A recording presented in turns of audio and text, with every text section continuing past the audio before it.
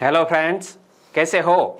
GK 2020 YouTube channel में आप सभी दोस्तों का हार्दिक स्वागत है। कल हमने टाइगर रिजर्व के बारे में पढ़ा था, यानी कि इंडियन ज्योग्राफी में यह बहुत ही महत्वपूर्ण टॉपिक है और यह टाइगर रिजर्व से जुड़ा हुआ हमारा दूसरा पार्ट है। कल हमने 15 से 20 टाइगर रिजर्व की बात की थी। आज भी इसी तरह 15 से 20 टाइगर रिजर्व की बात इस वीडियो में हम करने वाले हैं। तो वीडियो में आप लास्ट तक बने रहिए। लास्ट में कमेंट सेक्शन में जरूर बताना कि यह वीडियो आपको कैसा लगा और यह वीडियो किसके लिए हेल्पफुल है। तो जो स्टूडेंट्स क्लास 1-2 की या तो कोई भी एग्जामिनेशन की प्रिपरेशन कर रहे हैं, लेकिन आपके सिलेबस में यदि इंडियन ज्योग्राफी है, तो हमारे इस वीडियो से आपको निश्चित तौर ही मदद मिलेगी। चलिए, कल मैंने आपसे एक क्वेश्चन पूछा था, वहीं से स्टार्ट करते हैं आज का वीडियो। कल मैंने आपसे पूछा था, डंपा निम्न में से किस राज्य का बाघ संरक्षण क्षेत्र है? डंपा किस राज्य का टाइगर रिजर्व है? तो यह मिजोरम राज्य का टाइगर रिजर्व है। सही आंसर बनता था ऑप्शन बी। और आपने कौन सा राज्य सिलेक्ट किया था? मिजोरम ही। ओके, बहुत बढ़िया, आपका भी सही आंसर। आगे बात करें तो अब बात करते हैं तमिलनाडु के कुछ महत्वपूर्ण बाघ आरक्षित क्षेत्र के, जिनमें से एक है अन्नामलाई। यहां पर देखो, अन्नामलाई टाइगर रिजर्व के बारे में रोचक तथ्य भी इस वीडियो में हम आपको बताने वाले हैं। अन्नामलाई टाइगर रिजर्व घोषित किया गया साल 2008-9 में और यह अन्नामलाई बाघ संरक्षण क्षेत्र तकरीबन 958 वर्ग किलोमीटर में फैला हुआ है। 108 वर्ग किमी में फैला अन्नामलाई राष्ट्रीय उद्यान 958 वर्ग किलोमीटर के इंदिरा गांधी वन्यजीव अभयारण्य का महत्वपूर्ण क्षेत्र है, जिससे पहले अन्नामलाई वन्यजीव अभयारण्य कहा जाता था। तो दोस्तों एक बार फिर से देख लो, 108 वर्ग किलोमीटर में फैला अन्नामलाई राष्ट्रीय उद्यान 958 वर्ग किलोमीटर के इंदिरा गांधी वन्यजीव अभयारण्य का एक महत्वपूर्ण क्षेत्र है, जिसे पहले अनाईमलाई वन्यजीव अभयारण्य कहा जाता था। आगे बात करें तो तमिलनाडु का दूसरा बाघ आरक्षित क्षेत्र, जिसका नाम है कलाकड़ मुंडनथुराई। क्या? कलाकड़ मुंडनथुराई, जिसको बाघ आरक्षित क्षेत्र घोषित किया गया 1988-89 में। और यह कलाकड़ मुंडनथुराई तमिलनाडु में अवस्थित है। कितने वर्ग किलोमीटर में फैला हुआ है? 895 वर्ग किलोमीटर। दोस्तों यह नाम कौन सा है? कलाकड़ मुंडनथुराई। तो यहां जिसको हम शॉर्ट में KMTR भी कह सकते हैं, कलाकड़ मुंडनथुराई टाइगर रिजर्व तमिलनाडु के तिरुनेलवेली जिले के दक्षिणी पश्चिमी घाट में दक्षिण भारतीय राज्य तमिलनाडु के कन्याकुमारी जिले में स्थित है। क्या? यह कलाकड़ मुंडनथुराई टाइगर रिजर्व किस राज्य में अवस्थित है? तो याद रखना तमिलनाडु। और तमिलनाडु के तिरुनेलवेली जिले के दक्षिणी पश्चिमी घाट में दक्षिण भारतीय राज्य तमिलनाडु के कन्याकुमारी जिले में स्थित है। यह इस राज्य का दूसरा सबसे बड़ा संरक्षित क्षेत्र है। केवल इरोड का सत्यमंगलम वन्यजीव अभयारण्य ही इससे बड़ा है, यानी कि तमिलनाडु का दूसरा सबसे बड़ा संरक्षित क्षेत्र, जिसका नाम है कलाकड़ मुंडनथुराई टाइगर रिजर्व। लेकिन तमिलनाडु का सबसे बड़ा वन्यजीव अभयारण्य कौन सा है? तो सत्यमंगलम। तो आगे बात करें तमिलनाडु के सत्यमंगलम टाइगर रिजर्व की, जिसे साल 2008-9 में बाघ आरक्षित क्षेत्र घोषित किया गया। और यह सत्यमंगलम टाइगर रिजर्व 1411.6 वर्ग किलोमीटर में फैला हुआ है। मैंने कल भी आपको बताया था, यह कितने क्षेत्र में फैला है वो याद न रहे तो चलेगा, कब घोषित किया गया वो याद न रहे तो भी चलेगा, लेकिन कम से कम यह महत्वपूर्ण बाघ आरक्षित क्षेत्रों के नाम कौन से राज्य में अवस्थित है और उनकी क्या खास बात है वो आपको याद रखना है। कोयम्बटूर से लगभग 88 किलोमीटर दूर स्थित यह सत्यमंगलम टाइगर रिजर्व पूर्वी और पश्चिमी घाटों के सम्मिलन स्थल पर स्थित है। कहां पर? यह सत्यमंगलम टाइगर रिजर्व है वो पूर्वी और पश्चिमी घाटों के सम्मिलन स्थल पर स्थित है और यदि आप दक्षिण भारत के मैप को देखेंगे तो एक तरफ है यहाँ पूर्वी घाट, यहाँ पर है पश्चिमी घाट और यहाँ दोनों का सम्मिलन होता है। तो यह सत्यमंगलम टाइगर रिजर्व पूर्वी और पश्चिमी घाटों के सम्मिलन स्थल पर स्थित है। आगे बात करें तो तमिलनाडु का मुदुमलाई, मुदुमलाई को बाघ आरक्षित क्षेत्र घोषित किया गया साल 2007 में और यह मुदुमलाई कितने वर्ग किलोमीटर में फैला हुआ है? 321 यानी कि 321 वर्ग किलोमीटर में।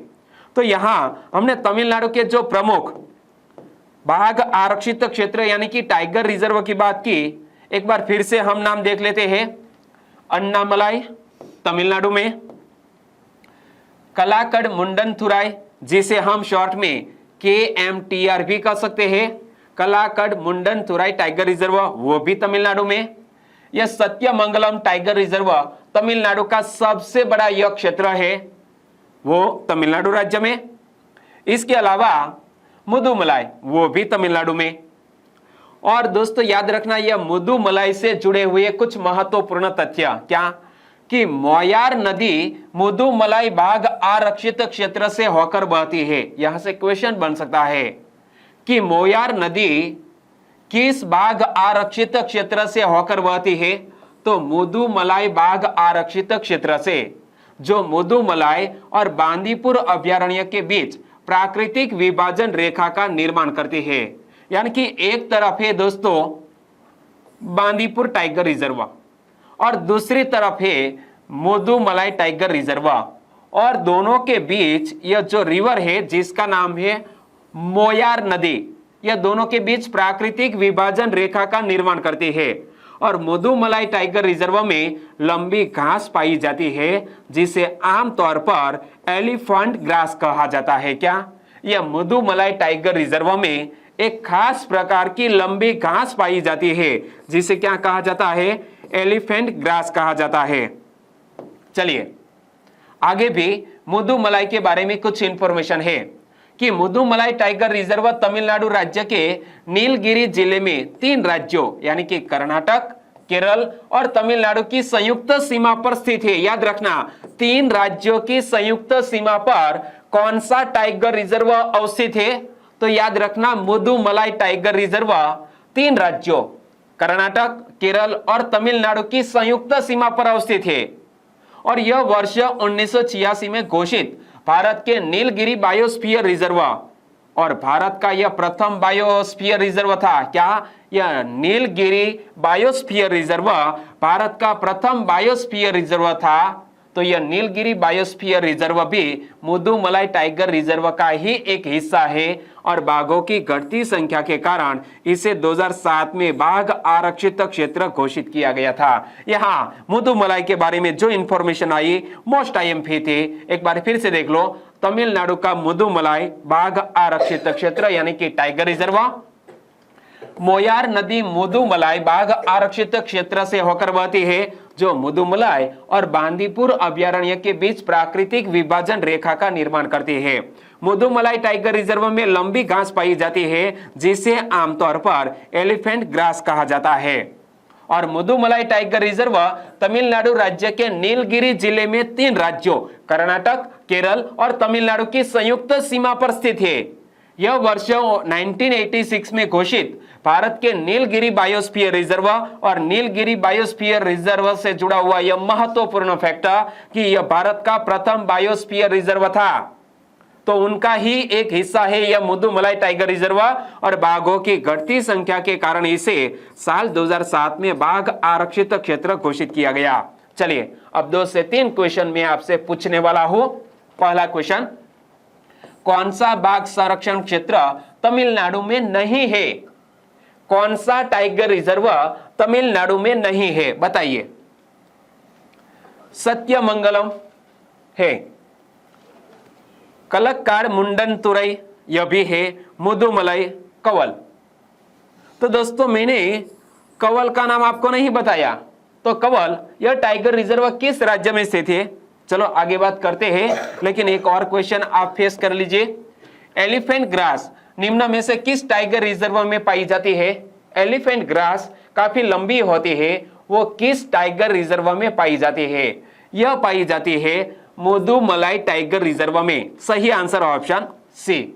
चलिए तीसरा क्वेश्चन, निम्न में से कौन सी नदी मुदुमलाई और बांदीपुर अभयारण्य के बीच प्राकृतिक विभाजन रेखा का निर्माण करती है? कौन सी नदी मुदुमलाई और बांदीपुर अभयारण्य के बीच प्राकृतिक विभाजन रेखा का निर्माण करती है? मैंने आपको यहां इमेज के जरिए कुछ इस तरह समझाया था। कौन सी रिवर थी? नाम था मोयार नदी। सही आंसर ऑप्शन ए। और हमारे भारत के दक्षिणी हिस्से की सबसे लास्टतम नदी कौन सी है? तो पझयार नदी। क्या? पझयार नदी हमारे दक्षिण भारत की बहने वाली लास्ट रिवर है। सही आंसर बनेगा दोस्तों यहां मोयार नदी। ओके, जो मुदुमलाई और बांदीपुर अभयारण्य के बीच प्राकृतिक विभाजन रेखा का निर्माण करती है। आगे बात करें तो दोस्तों ऑप्शन में मैंने आपको बताया था कि कवल नामक जो टाइगर रिजर्व है वो तमिलनाडु में नहीं बल्कि कहां पर? तेलंगाना राज्य में अवस्थित है। और इसे टाइगर रिजर्व घोषित किया गया 1989-90 में और यह 351 वर्ग किलोमीटर में फैला हुआ है। यहां से एक क्वेश्चन बन सकता है, कैसा? कि कवल बाघ आरक्षित क्षेत्र किस राज्य में स्थित महत्वपूर्ण टाइगर रिजर्व है? तो कवल बाघ आरक्षित क्षेत्र तेलंगाना राज्य में स्थित महत्वपूर्ण टाइगर रिजर्व है। सही आंसर बनता है ऑप्शन बी। आगे बात करें तो आंध्र प्रदेश का टाइगर रिजर्व नाम है नागार्जुन सागर। यहां पर पढ़ो, Nagarjuna Sagar tiger reserve, Nagarjuna Sagar tiger reserve. इसे 1982-83 में टाइगर रिजर्व घोषित किया गया। ओ बाप रे, कितने वर्ग किलोमीटर में फैला हुआ है? 2527 वर्ग किलोमीटर में। मतलब हमारे भारत देश का क्षेत्रफल के लिहाज से सबसे बड़ा टाइगर रिजर्व है। कौन सा? यह नागार्जुन सागर हमारे भारत देश का पहले नंबर का सबसे बड़ा टाइगर रिजर्व है क्षेत्रफल के लिहाज से। कितने वर्ग किलोमीटर में फैला हुआ है? 2527 वर्ग किलोमीटर में। ये देखो, नागार्जुन सागर टाइगर रिजर्व भारत का सबसे बड़ा टाइगर रिजर्व है और यह नागार्जुन सागर टाइगर रिजर्व कृष्णा नदी के तट पर अवस्थित है तथा आंध्र प्रदेश और तेलंगाना के 5 जिलों में विस्तारित है। क्या? आंध्र प्रदेश और तेलंगाना के 5 जिलों में विस्तारित यह टाइगर रिजर्व, नाम याद रख लिया, नागार्जुन सागर टाइगर रिजर्व 5 जिलों में अवस्थित है। और 5 जिलों के नाम भी मैं आपको बताऊंगा। 5 जिलों में नालगोंडा, महबूबनगर, कुर्नूल, प्रकाशम और गुंटूर जिला शामिल है। 5 जिलों के नाम नालगोंडा, महबूबनगर, कुर्नूल, प्रकाशम और गुंटूर। देखो, नागार्जुन सागर श्रीशैलम बाघ रिजर्व भारत का एक बहुत बड़ा बाघ आरक्षित क्षेत्र अर्थात रिजर्व है जो कि देश के आंध्र प्रदेश में स्थित है। और यह रिजर्व 5 जिलों नालगोंडा, महबूबनगर, कुर्नूल, प्रकाशम और गुंटूर के जिलों में फैला हुआ है। दोस्तों, यह तब की बात है जब आंध्र प्रदेश में तेलंगाना राज्य का विभाजन नहीं हुआ था। ओके, लेकिन अब कुछ हिस्सा तेलंगाना राज्य में है और कुछ हिस्सा आंध्र प्रदेश में है।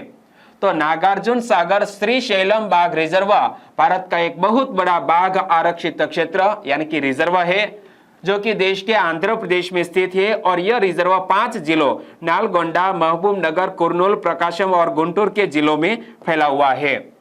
आंसर बताइए, भारत का सबसे बड़ा टाइगर रिजर्व कौन सा है? बता दिया मैंने आपको। भारत का सबसे बड़ा टाइगर रिजर्व एग्जामिनेशन में आए तो याद रखना, नागार्जुन सागर श्रीशैलम टाइगर रिजर्व। सही आंसर ऑप्शन सी। आगे बात करें तो असम के कुछ महत्वपूर्ण टाइगर रिजर्व जिनमें से एक नाम है काजीरंगा। काजीरंगा में दोस्तों एक शिंगी गैंडा भी पाया जाता है लेकिन टाइगर भी पाए जाते हैं। और काजीरंगा को टाइगर रिजर्व घोषित किया गया साल 2008-9 में। और यह कितने वर्ग किलोमीटर में फैला हुआ है? 625.58 वर्ग किलोमीटर में। यह तो याद ही होगा क्योंकि मैंने आपको ज्योग्राफी पढ़ाते वक्त कई बार बताया है कि असम का काजीरंगा नेशनल पार्क एक शिंगी गैंडे के लिए पूरे विश्व में ख्यात है। देखो, काजीरंगा नेशनल पार्क को यूनेस्को की विश्व धरोहर स्थल के रूप में भी घोषित किया गया है। क्या? यूनेस्को द्वारा काजीरंगा नेशनल पार्क को वर्ल्ड हेरिटेज साइट भी घोषित किया गया है और यह नेशनल पार्क 170 वर्ग मील में फैला हुआ है। और काजीरंगा नेशनल पार्क में बड़े बड़े घास के मैदान, लेगून, एक सींग वाले गेंडे, इमेज आप देख सकते हैं, एक सींग वाले गेंडे और बंगाल टाइगर के निवास स्थान है। तो यहाँ काजीरंगा नेशनल पार्क की खास बात क्या है कि बड़े बड़े घास के मैदान भी है, लेगून है, एक सींग वाले गेंडे और बंगाल टाइगर के निवास स्थान। काजीरंगा को 1985 में यूनेस्को की विश्व धरोहर स्थल घोषित किया गया। और यहां जब बात आती है वर्ल्ड हेरिटेज साइट की, तो वर्ल्ड हेरिटेज साइट से जुड़े हुए 2 से 3 वीडियो हमारी GK 2020 चैनल पर अवेलेबल है। आपकी जरूरत के लिहाज से आप देख सकते हैं। ओके, काजीरंगा को 1985 में यूनेस्को की विश्व धरोहर स्थल घोषित किया गया और स्थानीय लोगों और संरक्षणवादियों द्वारा संरक्षित किया गया है। काजीरंगा नेशनल पार्क में पाए जाने वाले वन्य जीवों में एक तो है एक सींग वाला गेंडा, इसका यहां विशेष महत्व है। इमेज आप देख सकते हैं, एक सींग वाला गेंडा। एक सींग वाला गेंडा दुनिया में सबसे अधिक इसी पार्क में पाया जाता है। क्या? काजीरंगा पार्क में सबसे अधिक एक सींग वाले गेंडे हैं। पूरे विश्व के सबसे अधिक एक सींग वाले गेंडे काजीरंगा नेशनल पार्क में, और एक सींग वाला गेंडा गेंडों की प्रजातियों में सबसे बड़ा होता है। याद रख लिया? यहां से एक बार फिर से पढ़ लो। काजीरंगा को 1985 में यूनेस्को की वर्ल्ड हेरिटेज साइट घोषित किया गया और स्थानीय लोगों और संरक्षणवादियों द्वारा इसे संरक्षित किया गया। दूसरी बात क्या याद रख लेनी है कि काजीरंगा नेशनल पार्क में पाए जाने वाले वन्य जीवों में एक सींग वाला गेंडा विशेष है। एक सींग वाले गेंडे दुनिया में सबसे अधिक इसी पार्क में पाए जाते हैं और एक सींग वाला गेंडा गेंडों की प्रजातियों में सबसे बड़ा होता है। चलिए अब आंसर बताइए। एक सींग वाला गेंडा दुनिया में सबसे अधिक किस पार्क में पाया जाता है? दुनिया में सबसे अधिक एक सींग वाला गेंडा पाया जाता है काजीरंगा नेशनल पार्क बोले तो असम में। आगे बात करें तो असम का एक और बाघ आरक्षित क्षेत्र टाइगर रिजर्व नाम है मानस नेशनल पार्क। इसे दोस्तों जब हमने प्रोजेक्ट टाइगर भारत देश में लागू किया तब से हमारे भारत देश का यह टाइगर रिजर्व है।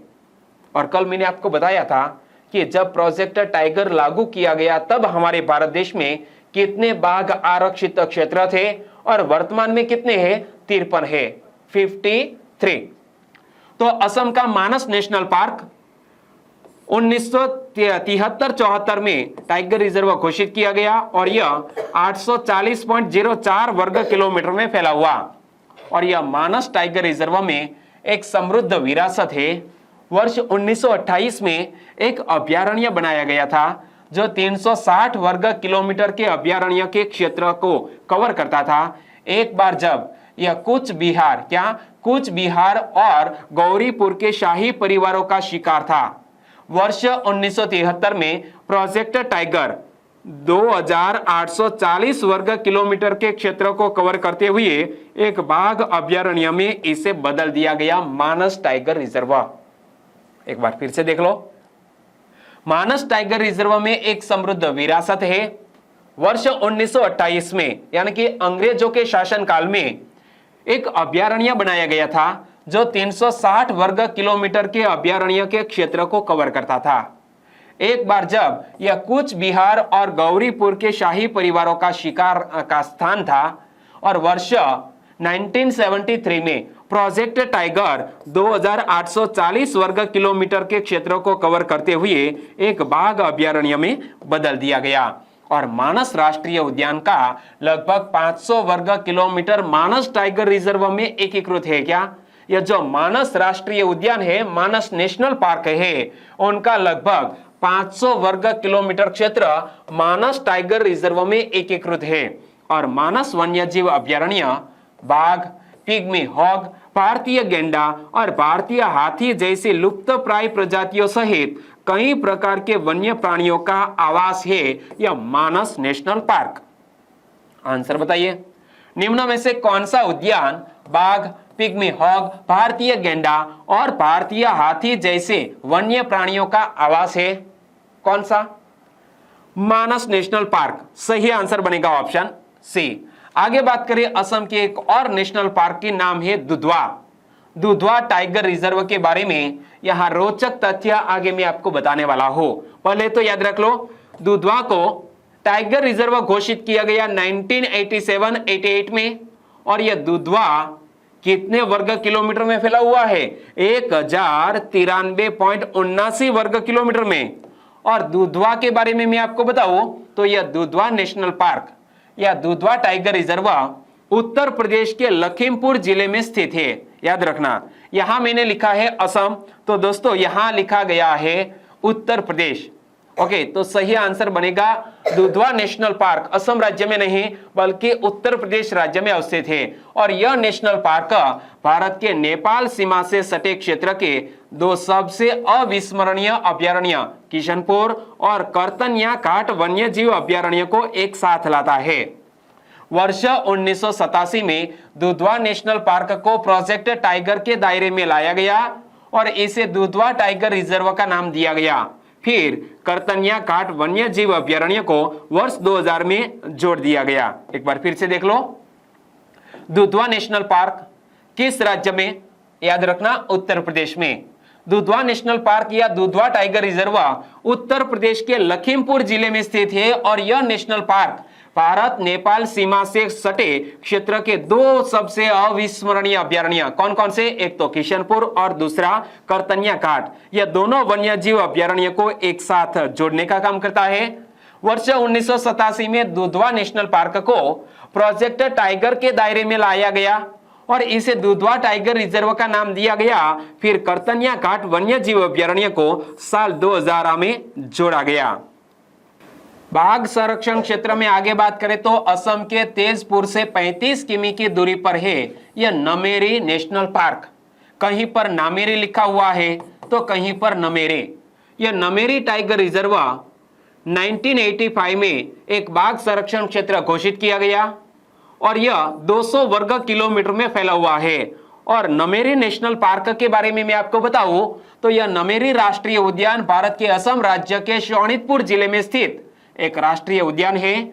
यह पूर्वी हिमालय के गिरिपीठ में स्थित है और असम के तेजपुर शहर से 35 किमी की दूरी पर है। एक बार फिर से देख लो कि यह नमेरी राष्ट्रीय उद्यान भारत के असम राज्य के शोणितपुर जिले में स्थित एक राष्ट्रीय उद्यान, यह पूर्वी हिमालय के गिरिपीठ में स्थित है और असम के तेजपुर शहर से 35 किमी की दूरी पर है।